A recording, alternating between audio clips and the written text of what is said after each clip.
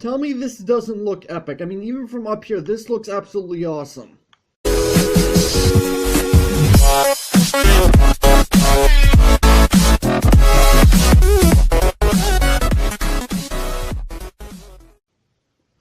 What's up, Agents? Zero here, and welcome back to another Minecraft Pocket Edition video. Today we're taking a look at a map called Quest to the Castle. Now, this is an RPG board game, and I've not seen anything like this in the past. I've seen board games built in Pocket Edition, but not an RPG board game. This actually kind of reminds me of a set of board games known as Dungeons and Dragons. If you guys have heard of that set of games, and you know what I'm talking about. If you haven't, well, that's kind of understandable because, well, it's not too common anymore. But yeah, this is basically what it is, and take a look. Over here is the actual map itself, and I'm already having trouble loading some of the chunks, but just take a look at this.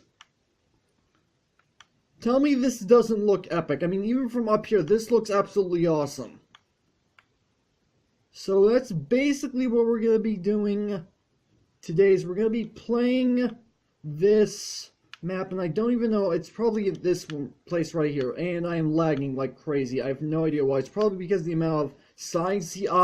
By the way, I did watch a tutorial video on this map. It's available on MCP DL along with the map. The map creator goes by the name of Fizzman797, so dude, your information will be down in the description, just like I always do. I like to give credit to where credit is due.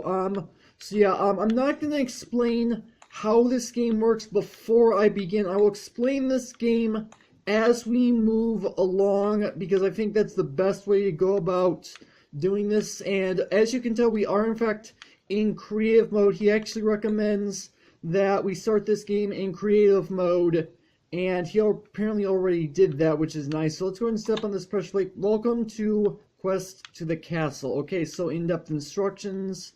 Press to begin. Read instructions first. I already know what the instructions are, so here we are. Okay, so this map, I don't know whether or not I said this because my memory is a little bit bad. Okay, so this map is made for 1 to 4 players, and if you have other people with you, then there are certain rules that you need to abide before starting the game. But I'm the only one at the moment playing this game. I'm sure that eventually I'm gonna find maybe someone else to play this game. Maybe a Gaming Cycle might join me for a video sometime to play this map, because this looks like it ought to be awesome to do in multiplayer. It may end up being like a multi-part series if I do it like that, because it looks like this game does take quite a while. So here's how it all starts out. We have to first choose our class. So we can either choose the knight, and by the way, these all are different pieces, different items that we get that we can use during our time here on this map. So we can either choose the knight, which we get a knight sword, which is +3 attack and 3 uses. I'll explain what this does when we get there. We also have the wizard, which is +2 attack and 4 uses for the fire wand. The archer has an earth bow, which does +6 attack and 1 use. And the necromancer is steel 4 attack for 2 uses.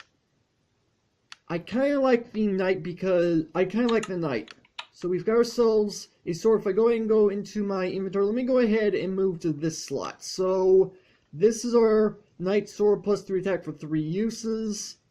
And then it also wants us to get some other items. So let's get ourselves a stack of paper. Okay, click to go to start and get to your HP sheet. Okay, so as I mentioned, this is basically an RPG board game, and depending on what's going on depends on how your health and attacks are done. So let's go ahead and get our HP sheet, and our HP is at 12. See, we start this map out at 12 HP. Roll for your damage set using anvils to write down so you don't forget. Okay. And our damage is 3. So we have 3 damage, which isn't too good. You know what? I want to re-roll this. If I get anything better, I'm going to use it. If not, it stays at 3. Okay, fine. You know what? I'll leave it at 3. That just means I might have a difficult time doing some battles here. So let's go ahead and damage is equal to 3. There we go. Okay. So I think we're all set to go ahead and get started. So click to go story, get all items needed first. Okay. Here we go. And for whatever reason we were given a button. We're given a button and we're given an item frame. I'm not entirely sure why. Might be a little bit of a glitch in the map. I'm not entirely sure. I'm gonna put all this stuff. Okay, I see what it is. So start, and let's go ahead and put the button back down. No idea what was causing that. Okay, so, and apparently the stuff is still in my inventory. Let's go ahead and put this up because I don't need it. Okay, so here's the way this works. Right here is roll die to move. So we're basically rolling dice in order to determine how far we get. And the way this works is that there's these dice blocks throughout the map, and the reason why there's as many dice blocks is because sometimes the chunks are not in range, so it's not able to work, so he does multiple dice blocks. But basically it rolls 1 through 6 to determine how far we go, and right now we're at a neutral space. This is the story area. So yeah, it basically describes what's going on. So if we go ahead and press this button, it gives us a 5. So we move ahead 5 spaces. So 1, 2, 3, 4, 5. And this is a neutral area. Okay, so let's go ahead and tap on this. You can hear terrifying screams in the distance, but you're not in danger right now. Okay, so let's go ahead and roll the dice, see how far we move. And we move 1 space. Okay, this is a battle space. So it says right here, combat area. Technically says combat area, it's a battle space regardless. So here's how this works. I press this button to initiate the battle, and we see how it goes. Alright, so let's go ahead and press this button, see what it says. A blue orc covered in tribe clothing sprints at you at the forest. Just pass through. He's wielding what looks to be a lightning staff. Attack 7. If you lose, move back to neutral spaces. Okay, so this right here is roll for attack. So remember, I have a damage multiplier of 3. So I press this button and it determines how much damage I do extra in addition to my attack. So it's 7, I need at least a 4. I rolled an 8, so I at least did enough damage to take care of this blue orc, so I am fine. So I move along just as normal, and as it said in chat, let me open this up. So if you lose, move back to neutral spaces. So we won, so it doesn't really matter. Let's go ahead and roll. We've got rolled a 7. Okay, so we move ahead 1, 2, 3, 4, 5, 6, 7. Okay, let's go ahead and see. I'm assuming, yeah, this is a neutral. Let's see what this says. You exit the village and head for another patch of dense forest. Okay, so that's the story aspect to this. And something I did not mention in the battle area, because it didn't really matter because I actually won the battle. Had I lost the battle, I would actually lose 1 HP. And depending on the combat area, that will actually change. So let's go ahead and roll this dice to go ahead and move forward. We have ourselves 3. So 1, 2, 3. Another combat area. Let's see what this says. Okay, combat area. Let's see what this says. Out of nowhere, a wild boar leaps on you and forces you to battle. Attack 7. Escape battles will not work here. Okay, so depending on the battle, then we will actually be able to get items, which in this case we don't have any items. So there is an escape battle line, which means we can avoid doing the battle at point blank. So attack 7. So if you lose, take 1 extra damage. So that means if I lose this battle, I have to take 2 damage. If you win, allow any one of your items to have an increased usage by 1. So let me go and explain this item. So you can use items once per attack, but you have to determine whether or not you want to use the item before you actually do the attack. So I'm going to go ahead and do that right now. So I have a damage of 3. I have a +3 attack for 3 uses. So it means if I use this right now, I will have 2 uses left. So I have a total of 6 damage. So that's what I'm going to do. I'm going to go ahead and use this once. And I'm going to set this... Actually, you know what? Let's go ahead and leave it at 3 uses because I'm pretty sure I'm going to win this battle. Yeah, I roll 3, so I won this battle regardless. So this Night Sword, it keeps at 3 uses. So that's how that works. You have to determine if you want to use this before the battle, before you actually go ahead and do the battle. That's how that works. And you may have noticed there were some green spaces that I passed up. These, I'm not going to go ahead and do because I haven't landed on, but these are item areas. So you click this button, and then one of these buttons you get said item. And so you can use that item later on in the map, but because I haven't landed on an item space just yet, I can't actually get an item. I just figured I wanted to go ahead and explain that because I figured that'd be important to say. So let's go ahead and roll the dice. Let's see how far we move. You rolled a 2. So 1, 2. So let's see. Neutral area, let's see what this says. You enter a mountain range. It's very cold and very dark. Okay, that's kind of interesting. Roll dice to move. Let's go ahead and see how far we go. And we move ahead 2 spaces. So 1, 2. We are at a combat space. So let's go ahead and press this button. A loud thump is heard approaching. Slowly walking down mountainside is a 9-foot tall Yeti holding a wooden club. Attack 9. If you win, grant +2 attack in the next combat area. So my attack damage will increase to 5 in the next combat area, which I need to remember, but I have to actually win this battle. So I'm going to use my sword this time, so I have a total of 6. So roll for attack, so I need at least 3.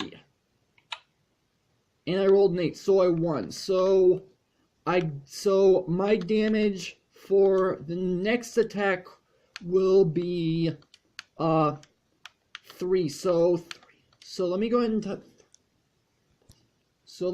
type this in. So +3 next battle. There we go. Let's go ahead and pick this up. And then let's go ahead and put our sword in here because we used this once. So if we go ahead and swap this out for 2 uses, and that's the exact reason why he ended up putting in what he did. I can't even see the cursor, so it's a little late now. I think I broke it. I can't actually type this in for whatever reason. Okay, so I need to keep in mind that I've used this once. There we go. Now I can type it in. That's better. Alright, so I've got 2 uses left on this. Okay, let's go ahead and roll this. Let's see, we go ahead 3 spaces. So 1, 2, 3. Let me count this out again because I feel like I did this wrong.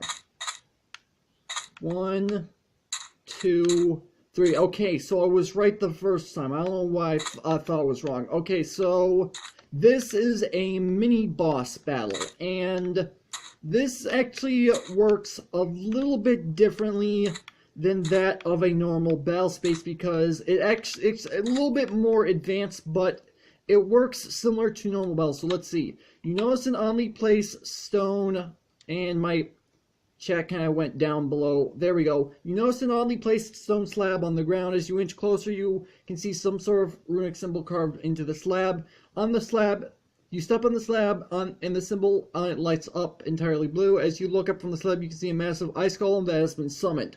Okay, so you see it has an attack of 9, an attack of 11, and an attack of 10. So basically we have to attack this thing 3 times. And if I lose this, then that means that I lose, I think he said 2 damage instead of 1. And I have to win 2 out of 3 of these. So let me double check to see. I have to do an attack of 9, so I have 3 right now. So I got a 9. So I beat him the first time. I only need to beat him once more. And apparently it's raining. You know what? I can fix this. So let's go ahead and fix this, because he said he has the command block set up to fix this, but apparently it's not working. So weather, clear, and something I should probably go ahead and do is 1,000,000, because then it stays not raining for longer. By the way, dude, if you are in fact watching this right now and you plan on making updates to this map, there is a game rule to completely turn weather cycles completely off, just to let you know. Okay, so we've beaten 1 of the battles. We need to beat another battle, so we have to beat 11. We've got 3 right now. So we've got 5. We lost that one. So we need to roll a 3rd time. We have 8, 9, 10, 11, and the next one we have to beat is 10. So we beat this, so we actually end up winning. So let's go ahead. If we win, we get an item, and this is a helm. This is a helm, and it says -5 attack for 1 use. I'm assuming this means we use this once, and then after that we take 5 less damage, so we have a little bit of an easier time to do this. So let's go ahead and move forward. I was really hoping I didn't have to deal with the mini boss, because the mini boss is admittedly a little bit more challenging. So let's see, we move ahead, and that did nothing.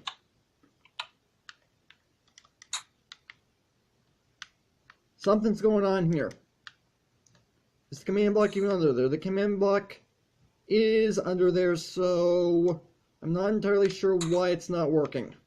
Unless, because I know for a fact sometimes, let me go ahead and put this block back. I know for a fact, on occasion, and I don't know why this is the case, this is a bug, but sometimes buttons will stop working. I'm not entirely sure why. So if I go ahead and break this button, and I place down another one, I should have another button in my inventory. Yeah, I do. If I go ahead and place down a new button, this should fix the problem. There we go, that fixed it. I'm not entirely sure why that wasn't working. It is currently a bug, because I do have that problem in my survivor world every once in a while. So move ahead to, so 1, 2. So let's see, combat area. Let's go ahead and see what's going on here. You look around while shivering from the cold. Nothing is seen but some ice snake. The snake goes up to you and slowly morphs into a frost, a deadly snowman. You begin to attack. So 6 attack, we should be fine. 5, we did fine. Okay. Go ahead and move forward, and we rolled a 6. So 1, 2, 3, 4, 5, 6. So let's get neutral air. Let's see what this says. The forest is loud and harsh. Creatures can be heard all around. You tremble with fear. Okay, that's not good. Let's go ahead and see what this says. You roll a 4. Let's move forwards 4 spaces. So 1, 2, 3, 4. We are now at another combat area. So let's go ahead and see what this says. You hear rustling from the tops of the trees. Orkgurs appear at the roof of the forest. They are holding a long wind bows and begin to fire. Attack 9. If you win, move to the next item area. I'm gonna go ahead and use my helm, so whatever damage they do to me is -5. So let's see, it said 9, so -5, that's 4, I'm pretty sure. No. Yeah, I'm right, 4. My math is not good, so I only need to do 1 more damage. And I did fine. So it said, if I win, I go to the next item area.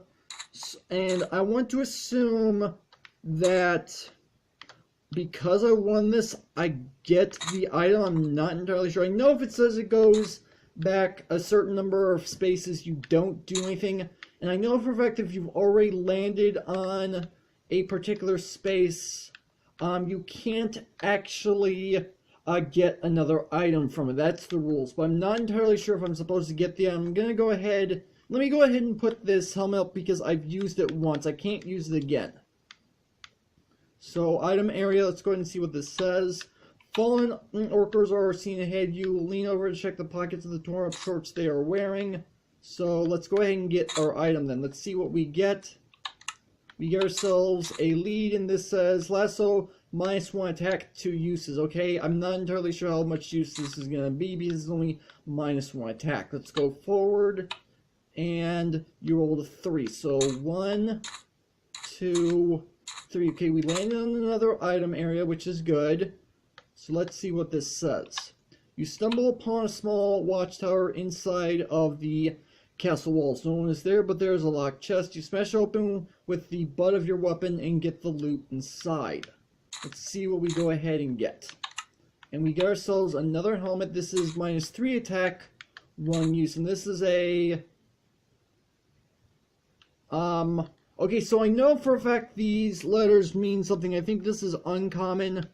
I'm not entirely sure what the E meant. But yeah, we got ourselves an uncommon helm. Take -3 attack for 1 use.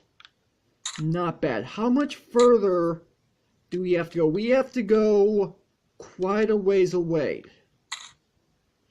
You know what? And I have no idea why I'm wearing this. Probably because I pressed my quick move button. That's probably why I'm wearing it. But you know what? That actually kind of looks good on me. I haven't worn a diamond before. I mean, I probably wore diamond before my whole YouTube thing, but it's been a long time.